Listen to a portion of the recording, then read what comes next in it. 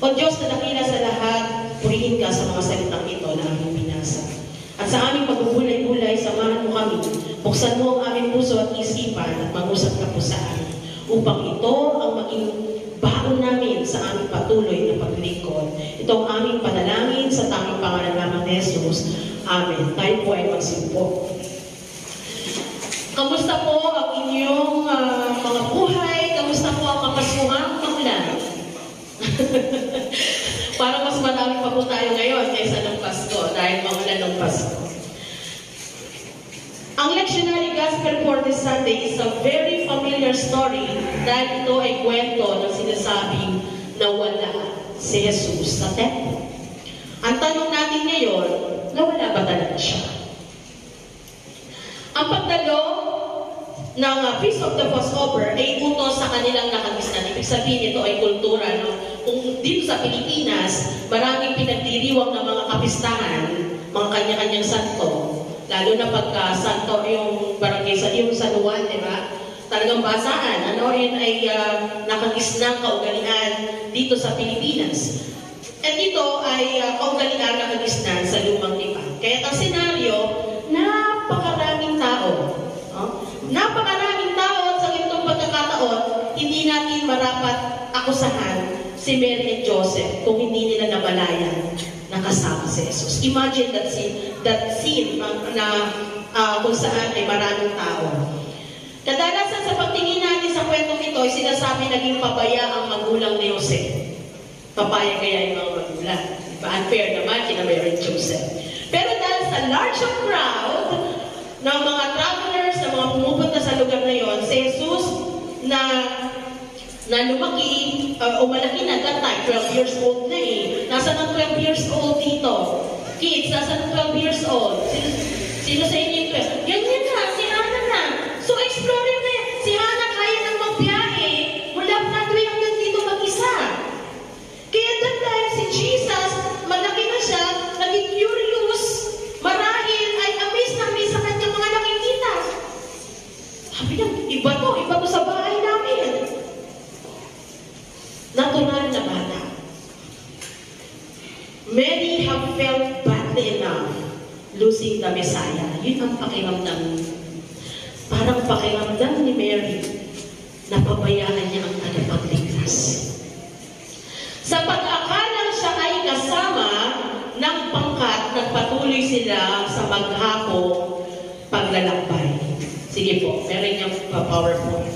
Minsan, o madalas, ganito ang tao. Kahit na mga mananampalataya na, ang dami nating akala. Nung binasa ko po ito, may word na akala. Akala system. Mga akala ng tao, mga akala na nagdudulot sa atin ng mga panghihinaya o pagsisi. Akala ko kasi walang simbahan. Akala ko kasi ganitong oras ang worship. Akala ko ang dami nating akala katulad nila Maria. Kaya may pagkakataon sa ating buhay Kristiyano, akala natin, dahil tinanggap na natin si Kristo sa buhay natin, panatag na tayo. Dahil Kristiyano na ako, okay na lahat ng bagay. Hindi mga kapatid. The more tayong Kristiyano, the more tayong makakaranas ng pagsubok na nagpapatibay ng ating pananampalataya. Akala natin, kapag nananalangin tayo, nagpapasa tayo ng Biblia, nagsisipa, sapat na yun. Okay na yung nagpe-praise and worship tayo, sapat na yun. Akala natin, basta nag-offering tayo, nagbabahagi tayo, okay na. Safe na tayo. Baka minsan akala natin, maayos ang relasyon natin sa Panginoon, pero konting dahil lang ng ating pananampalataya, konting dahil sa ating pride, konting dahil sa hindi natin gusto, hindi po sa atin umuuga ang ating pananampalataya papalayo sa ating Panginoon. Pero dahil responsible parents, sina Mary and Joseph, nag-effort sila to find their son, Jesus Christ. Imagine nyo, kung kayo ay may nakalimutan dito sa church, ngayon mabilis lang. Ate Chay, pakicheck nyo lang dyan yung baka may naiwan ako. Ang bilis na, di ba? Dito, hindi nila namalayan, hindi nila kasama sa Jesus. Anong ginawa nila?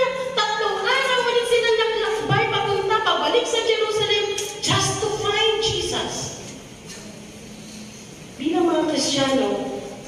ba tayong damdamin? Nag-e-effort ba tayo upang masumpungan natin ang Panginoon? Sa araw-araw ng ating buhay, marahil nakasanayan na natin ang pumunta sa church. Totoo po yan. Natural yan sa atin. Minsan po akong nagpunta ng probinsya. Talagang hinanap ko yung Methodist Church doon sa province. Kasi natural na yun sa ating sistema na yun ng buhay natin. Nakagawin na natin dumalo sa pagsamba dahil tradisyon natin ito. Pero sa mga pagkakataong ito ng ating pagsamba, ay may mahangarin ba tayo na masumpungan ng ating Panginoon? Na every time we go to church, our desire is to find Jesus sa puso natin. Makalipas sa 3 araw ng paghahanap, natagpuan nila ang batang 12 years old na si Jesus. Nakikipagdiskusyon, nakikipagtalakayan sa mga tao. Samantalang manghang-mangha ang mga nakikinig at ang kanulungan niya ay napakahusay. Yung kaunawaan ng ating Panginoon maging sa kanya mga pagsagot. The unique advantage ni Jesus is having a relationship or having a special relationship sa Panginoon. Kaya kung tayo ay may matibay na relasyon sa Panginoon, yan ang lamang natin. Gawain ng iglesia, particular sa Sunday School. We deaconesses, we church workers are always promoting Sunday School, Bible study, care group. Ito yung pagpapalagod sa atin. Sapagkat maaari tayong tulad ni Jesus na tinawag ng Diyos upang maguna, magturo. Magturo. At kung hindi man nawa ay maging tulad tayo ng mga tao, willing makinig. Hindi man tayo magtuturo, willing tayong matuto. Willing tayong makinig sa gusto ng Diyos para sa atin. Nawa ay maging tulad tayo nung handang matuto, handang lumago. Imagine 3 days, ilang mga tao kaya ang mga pumaparoon para lamang makinig. Yung 3 araw na lalakbay nila Mary, ganun katagal nagtuturo ng discussion. Kahit pa tayo ay mga religious people o theologians, o matagal na nag-aaral sa Biblia, pero hahangarin pa rin natin, nananatili natin hinahangat ang lumago sa salita ng Diyos. Mga kapatid, lagi nating hangarin at idalangin na manahan sa presensya ng ating Panginoong Yesus. Manatiling matatag ang ating relasyon sa ating Panginoon and always make our relationship with Jesus much special. Na kapag nag-break kayo ng boyfriend mo, ng girlfriend mo, wala na rin ang Panginoon. Pag nawalan ka ng pera, wala na rin ang Panginoon. Pag nalungkot tayo, wala na rin ang Panginoon. Dapat sa mga ganung pagkakataon, much special ang Panginoon sa buhay natin. Kaya nang makita nila Mary and Joseph si Jesus na kasama at kausap ang mga taong willing makinig, mga religious person at mga theologians, na manghalin sila. Ngayon, ito ang reactions and conversation. Meron pong PowerPoint din sa conversation ito. Sabi ni Maria, "Anak, bakit mo naman ginawa ito sa amin?" Eh, panunumbat, di ba? Normal ba ito sa nanay? "Lubha ang aming pangalan na ng iyong ama sa paghahanap sa'yo." Ang gawin natin medyo pemir lang natin. "Anak, bakit mo naman ginawa ito sa amin? Lubha ang aming pag-aalala ng iyong ama sa paghahanap sa iyo." Diba? Iba yung react. Kanina si Resi siguro yun. This was a natural reaction of a mother na mag-alala sa kanyang anak na nawawala. Kaya lang matalino ang batang si Jesus. Anong sagot niya? "Yes, bakit po ninyo ako hinahanap?" Kung panahon yun ngayon, sutil, o sumasagot ka pa? Hindi po ba ninyo alam na ako'y dapat mamalagi sa bahay ng aking ama? Si Jesus bilang anak ay sinunod niya ang kanyang ama na si Joseph. Subalit sa pagkakataong ito ay nagsisimula ng maipakita ni Jesus na nauunawaan niya ang kanyang misyon, ang kanyang unique relationship with the Father. Kilala ni Jesus kung sino siya at kung ano ang kanyang gagawin. How about us, mga kapatid? Gaano natin kakilala ang ating Panginoon? At gaano natin kakilala ang sarili natin sa harapan ng Panginoon? Sinasabi natin, kilala ko Panginoon, pero gaano natin kakilala ang sarili natin sa harapan ng Panginoon? May pagmamalaki ba natin sa Panginoon ang ating pananampalataya? Nababatid ba natin ang panawagan sa iyo ng Diyos na kung saan ang kapahayagan ng ating pananampalataya ay pagsunod? Sa sagot ni Jesus, hindi po ba ninyo alam na ako'y dapat mamalagi sa bahay ng aking Ama? This is so significant. Napakahalaga ng sagot nito. But Jesus surprised his family, his parents, dahil para kay Jesus, nauunawaan nila ang kanyang sinabi. Alam, nauunawaan. This word of Jesus is telling us about his identity as a unique son of God the Father. Meaning, alam ni Jesus na alam nila Mary and Joseph ang sinasabi niya. Pero ano sabi, diba? Hindi man nauunawaan. Ang layunin ng pagsilang ni Jesus para sa pagkakataong ito na hindi nauunawaan sapagkat sa kultura ng mga Hudyo. Yun ang sinasabi dahil 12 years old pa lang, dapat nagpapasama. Sa panahon na yun, hindi nauunawaan ni Mary ang kalagayan sapagkat meron silang sinusunod ng mga kultura. Magsisimulang matutunan ng anak na lalaki ang pagtatrabaho, paghahanap buhay. No? Dapat na-adapt ni Jesus si Joseph as a carpenter. Yung dapat ang nakikita sa edad na 12 taon. Kaya para sa kanila, napakabata pa ni Jesus para sa mga bagay na kanyang pagtuturo sa templo. Ngayon mga kapatid, ipinakita ni Jesus na ang pagkakaroon ng matibay na relasyon sa Panginoon ay hindi sa edad. Maaari pag tinanong ko po ang mga bata niya, sino si Jesus? Iba sa children, sino si Jesus? Diba? Sa inyo, Lord. Pag tinanong ko yung iba, mga kabataan, iba rin. Depende kung paano natin nakikilala ang Panginoon sa ating buhay at pananampalataya. Subalit sa lahat ng ito, ang matibay na relasyon natin sa Panginoon ay upang patuloy tayong sumunod at lumago sa Panginoon. Bakit pagsunod? Lagi na lang natin naririnig yung pagsunod. Kasi mga kapatid, matatapos na naman ang 2024. Kapasok tayo sa 2025. Ano na naman ang buhay natin? Sumama si Jesus sa kanila, pag-uwi sa Nazareth at siya ay naging masunurin. Ito ang magandang balita. Ang lahat ng bagay na ito ay iniingatan ni Maria o ng kanyang ina sa kanyang puso. Sa mga karanasan natin sa buong taon, kung paano natin napapatunayan ang kadakilaan ng Diyos, kung paano ang Diyos ay lubos na nagpo-provide sa ating buhay na hindi tayo pinabayaan ng ating Panginoon sa taong ito, ito ba ay iniingatan natin sa ating mga puso? Paano ba natin iniingatan sa ating puso ang ating pananampalataya? Paano natin iniingatan ang ating relasyon sa ating Panginoon? Akala natin ang fair ang Panginoon. Ayaw pa natin.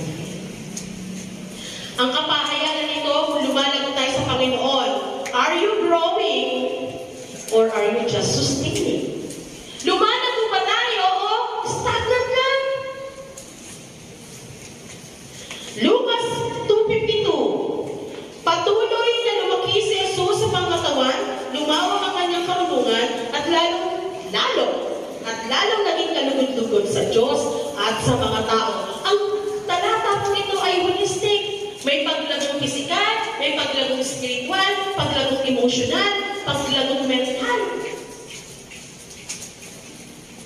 Mga kapatid, the word is patuloy. Ibig sabihin, si Jesus ay dakilang halimbawa sa ating mga buhay na bagamat siya ay Diyos, hindi siya tumigil o huminto para sa kanyang paglago.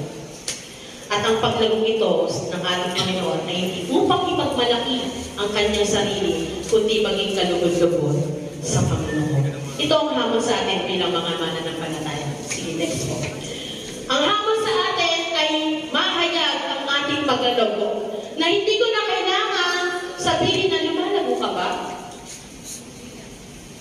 Pagpapahayag sa paglago, manatili sa ating puso ang pananampalataya. Yung iniingatan natin sa ating puso ang ating pananampalataya. Pangalawa, masumpungan tayong nagtatapat. Hindi lang sa loob ng iglesia, kundi maging sa community, nahahayag na tayo ay mananampalataya. Kalugod-lugod na paglilingkod. Kaya bilang mga Kristiyano, huwag natin iwan ang Panginoon. Masumpungan tayo nagtatapat. Una muna. Sige, yung una. Ang una ay manatili sa ating puso ang pananampalataya. Bilang mga Kristiyano, huwag natin iwan ang Panginoon. Nang dahil sa mga akala natin, pagkus manatili tayo sa ating pananampalataya, patungo sa paglago, ang lakbayin ng pananampalataya ay hindi laging patag na daan. Hindi laging on the move. May traffic din madalas. May mga bakong-bakong daan, masalimuot, pagtitiis, tulad ng haba ng paglalakbay ni Jesus, patungo Jerusalem, ay hindi naman, higit natin bigyang pansin ang ating relasyon sa Panginoon kaysa sa mga bagay na nagpapahina sa atin. Pangalawa, kung nais natin patunayan ang ating pananampalataya sa Panginoon, magtapat tayo sa Panginoon. Masumpungan tayong nagtatapat sa Panginoon. Pagtatapat at hindi pag-aalinlangan. Masumpungan tayo na nagtatapat hindi sa panahon lamang na gusto natin. Hindi tayo nagtatapat na may pagsunod o sa panahon na meron lang tayo. Pagtatapat na may pagsunod at pagtilingkod. Bakit? Si Jesus naging masunurin. Si Jesus sumunod at ang paglilingkod ay hindi partial, hindi installment. Susunod lang po ako pag ganito niyang taon na ako. Susunod po ako pag may trabaho na ako. Susunod po ako pagka naging awardee ako. Susunod po ako pag dami nating deal. Baka sabihin sa atin po, sige, susunod na, papakinggan ko na yung panalangin mo pagka nasagot ko na yung panalangin ng iba. Huwag maging partial ang ating pananampalataya. Ang paglilingkod natin sa Panginoon ay buo, ibig sabihin, buong puso, buong isip, buong lakas, buong kaluluwa. Buo sapagkat kung iniibig natin ang Panginoon, ang desire ng puso natin is forever. Forever relationship sa Panginoon. Give our best to the Lord. Bahagi ng ating paglilingkod ay ang pagkakaloob. Saan ang active natin, no? Pero takot natin sa Panginoon. I'm sorry, Lord. Minsan, release tayo. May isang Lord, Pastor, papray niyo po ako. Gusto ko may na-apply ko ng trabaho. Nagkatrabaho! May nagsimba. May nag-offering. O kapatid, kamusta ka na? Nag-visit po ako sa trabaho. Pastor, pasensya na po. Gusto mo ba ipag-pray namin mawalan ka ng trabaho? Mga kapatid, all those things are blessing from the Lord. But we have to use our resources for the Lord's glory. Sapagkat kung iniibig lamang natin ang Panginoon sa mga bagay na masanaya tayo at hindi tayo nang magsakripisyo, hindi tayo nang magkaloob, ano ang halaga o ilang mga patotoo? Kung magagawa natin magbigay ng pinakamabuti sa ating minamahal, kahit nung ibigay ang best for your children, best for your partners in life, buti na lang single lang. Sarili ko lang inisip ko. Charot. Inisip ko naman po yung magulang ko. Iniisip ko lang magulang ko, sarili ko. At yung para sa Panginoon. Pero hindi ko sinasabing maging single kayo. Falling yan, mga kapatid. Isagad na natin, mga kapatid. Kung gusto natin at pinakamabuti ang ibigay natin sa ating minamahal, higit natin gawin para sa Panginoon. Magpasya tayong maglingkod, nagpasya ka maglingkod, isagad mo na!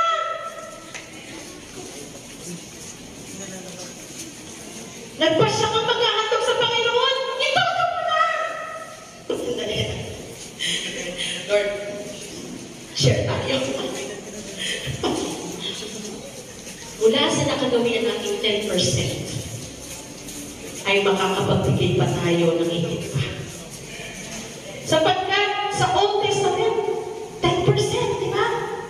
Pagdating kay Pablo, itinuro niya sa pamumuhay ng pananampalataya o mananampalataya, ang bawat isa ay dapat magbigay ayon sa kanyang pasya, maluwag sa loob at hindi napipilitan lamang. Sapagkat iniibig ng Diyos ang nagbibigay ng may kagalakan. Ibig sabihin, magagawa ng Diyos na pasaganahin kayo sa lahat ng bagay at higit pa sa inyong pangangailangan.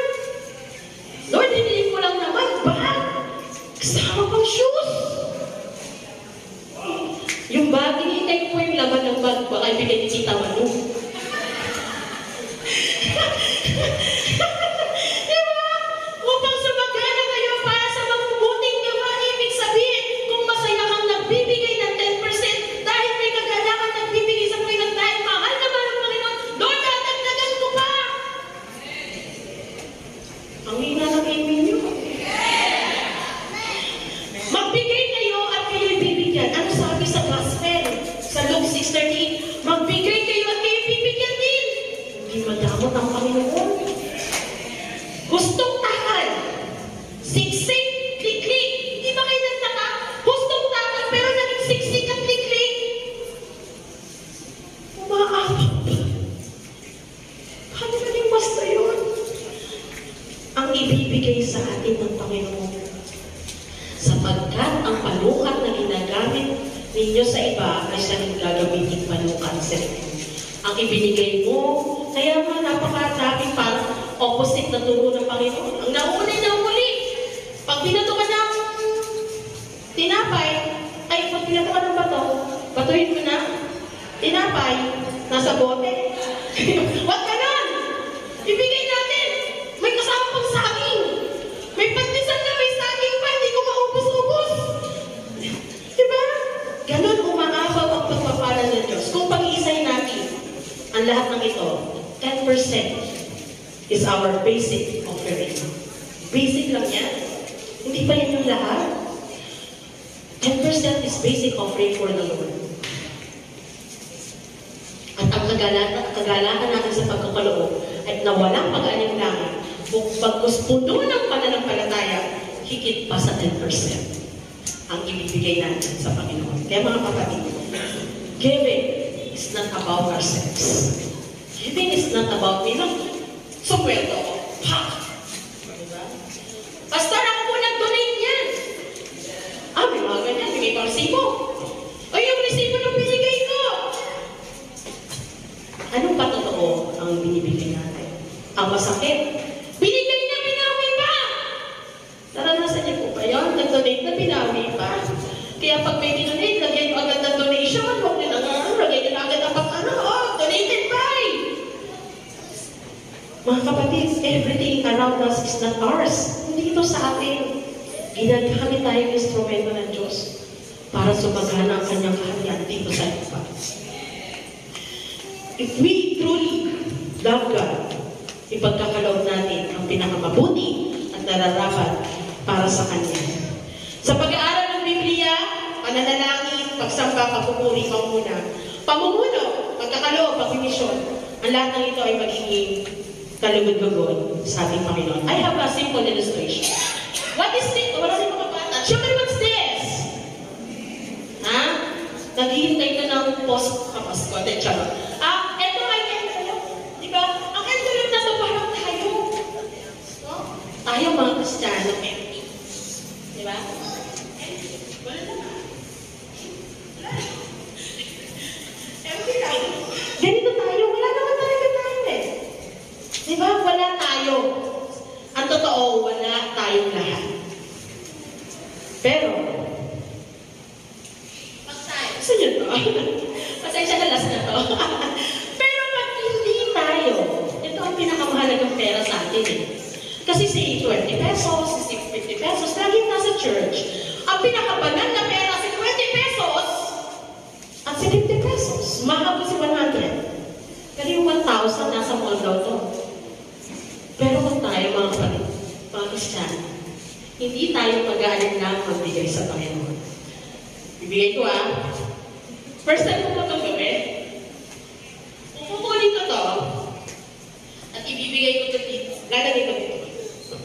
Mga kapatid, wala nang bahunan. Sa Panginoon na yun.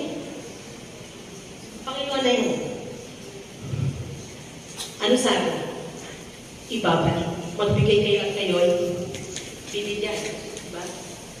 Kuya mo, ito ba Hawaiian husband, ha? Pakita ko.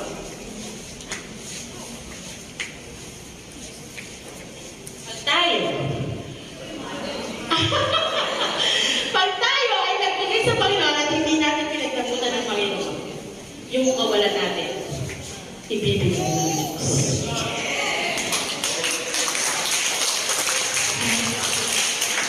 At pinag-pray ko na matagtagal pa. Sa ating patuloy na paglago, huwag nating pagdamputan ng Diyos. Sa ating panahon, sa ating lakas, sa ating mga kakayahan, at mga tinatangkin, sapagkat ang lahat ng kaloob niya sa atin, dahilan upang ibigay natin ang para sa Kanya. Villa Lolita United Methodist Church at sa bawat isa na naririto at maging mga susubaybay at susubaybay sa ating kahit. Sa mga nais makinig, nais lumago, sa mga batahaginan natin, ibabahagi natin ang mabuting balita ng Panginoon. Sa gayon, patuloy na lumaki tayo sa Panginoong Jesus sa pangangatawan, lumawak ang kanyang karunungan, at lalong maging kalugod-lugod sa Diyos at sa mga tao. At ngayon, bilang pagtatapos, ang ingin natin itong verse na to sa ating mga puso. Babanggitin niyo po yung pangalan niyo. Sabay-sabay tayo. Ready? Ay, ready go. Ako ay patuloy lumawak ang aking karunungan at lalong naging kalugod-lugod sa Diyos at sa mga tao. Ay, manalangin. Panginoong Diyos, purihin ka. Ikaw ang dakilang halimbawa ng pananampalataya at paglago. Hinaamon mo kami, Panginoon.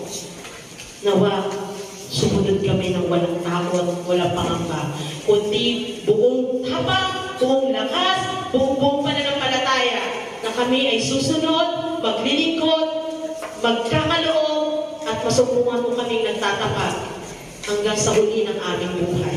Sa iyo ang papulit pasasalamat o Diyos sa tanging pangalan lamang ni Jesus. Amen.